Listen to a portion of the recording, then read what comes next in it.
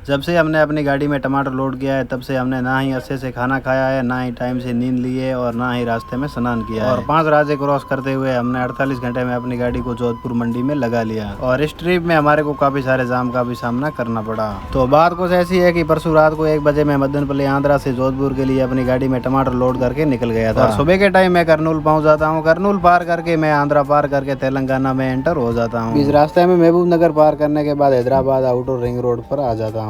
Left side में Nehru outer ring road का toll tax कटाकर मैं Hyderabad outer ring road join कर लेता हूँ। 70 की स्पीड से 35 से 40 मिनट चलने के बाद मैं आउटर रिंग रोड पार कर लेता हूँ और जहीराबाद वाले कट से नीचे उतर जाता हूँ। आगे राइट साइड में नांदेड़ वाला हाईवे ज्वाइन कर लेता हूँ। जोगीपेट पार करने के बाद देगलूर से पहले राइट साइड में राजस्थानी होटल आ जाती है तो गाड़ी को साइड में लगा लेता हूँ। इसी होटल पर हमारे भाई आए हुए थे, इनकी गाड़ियाँ चेन्नई के लिए लोड थी, इनके साथ आकर होटल में हम खाना खा लेते हैं। जब से हम कर्नूल से निकले तब तक हम रास्ते में कोई चाय वगैरह नहीं पिया, सीधा इस होटल पर आकर खाना खाया है। होटल से निकलने के बाद आगे 4 लाइन खत्म हो जाता है और डबल रोड शुरू हो जाता है। इसी डबल रोड पर महाराष्ट्र का बॉर्डर आ जाता है। पहले आरटीओ के पास एंट्री कराने के बाद फिर हम गाड़ी को चढ़ा देते हैं कांटे पर और गाड़ी का वजन करवा के सीधे कांटा से उतार देते हैं और तेलंगाना को बाय बोल के हम महाराष्ट्र के अंदर एंटर हो जाते हैं। देगलूर पार करके इसी डबल रोड पर आगे आते हैं तो यहाँ पर एक ही बहुत ही खूबसूरत गुरुद्वारा बनाया हुआ था और इसके ऊपर बहुत ही खूबसूरत एरोप्लेन बनाई हुई थी। फिर हम इसी डबल रोड का सामना करते हुए नांदेड़ पहुंच जाते हैं। नांदेड़ से राइट साइड में अकोला वाला हाईवे पकड़ लेते हैं। इस हाईवे पर 20 से 25 किलोमीटर चलने के बाद आगे हम एक पेट्रोल पंप पर रोककर अपनी गाड़ी में डीजल भरवा लेते हैं, फिर से अपना सफर कंटिन्यू करते हैं। रात के टाइम खंडाला पार करके पातूर होकर खामगांव होकर जलगांव होकर सीधे हम धूलिया पहुंच जाते हैं। धूलिया से सुबह के टाइम हम नवापुर पहुंच जाते हैं। नवापुर पार करते हुए हम आगे आ जाते हैं महाराष्ट्र के बॉर्डर पर। महाराष्ट्र के बॉर्डर पर काफी सारा जाम लगा हुआ था। इसी जाम का सामना करते हुए हम महाराष्ट्र का बॉर्डर पार कर रहे थे और महाराष्ट्र पूरा पार करके गुजरात में एंटर हो जाते हैं। और 70 की स्पीड से कंटिन्यू अपनी गाड़ी की ड्राइव करने के बाद बारडोली पार करके दिल्ली मुंबई एक्सप्रेस वे में ज्वाइन कर लेता हूँ। इसी एक्सप्रेस वे पर खूबसूरत ब्रिज का नजारा देखते हुए बारिश का आनंद लेते हुए अपना सफर को कंटिन्यू करता हूँ। फिर एक्सप्रेस वे पर अपने वीडियो पसंद करने वाले भाई मिल जाते हैं। ये बोलते हैं हमारे को भी आपके व्लॉग में ऐड करो तो इनकी गाड़ी को व्लॉग में ऐड कर लेते हैं। दिल्ली मुंबई एक्सप्रेस वे पूरा पार करने के बाद अहमदाबाद वडोदरा एक्सप्रेस ज्वाइन कर लेता हूँ। अहमदाबाद वडोदरा एक्सप्रेस पर उतरते ही हमारे को बहुत सारा लंबा जाम मिल जाता है। इसी जाम का सामना करते हुए हम 2 घंटे लेट हो जाते हैं। फिर अपनी गाड़ी की गति बढ़ाकर सीधे हम अहमदाबाद पहुंच जाते हैं। अहमदाबाद रिंग रोड पर नीचे उतरते हैं तो फिर से हमारे को जाम मिल जाता है। 1 घंटा और लेट होने के बाद हम होटल पर खाना ना खाते हुए बीच में फ्रूट खरीद कर खा लेते हैं और सीधे मेहसाणा पहुंच जाते हैं। मेहसाणा में अपनी गाड़ी का डीजल का टंकी फुल करवा लेते हैं। मेहसाणा से निकल कर आगे हम पालनपुर पहुंचते हैं तो हमारे को फिर से जाम मिल जाता है। काफी देर इस जाम में चलने के बाद हम पालनपुर पार कर लेते हैं। पालनपुर पार करके आबू रोड से हम राजस्थान में एंटर हो जाते हैं। फिर सीधे स्वरूपगंज होकर सिरोही होकर हम सीधे पाली पहुंच जाते हैं। पाली से सीधे हम जोधपुर आ जाते हैं और 12:30 बजे हम मंडी में पहुंच जाते हैं। सबसे पहले करवा लेते हैं अपनी गाड़ी के कांटे का वजन, फिर गाड़ी को लगा देते हैं मंडी में अनलोडिंग करने के लिए।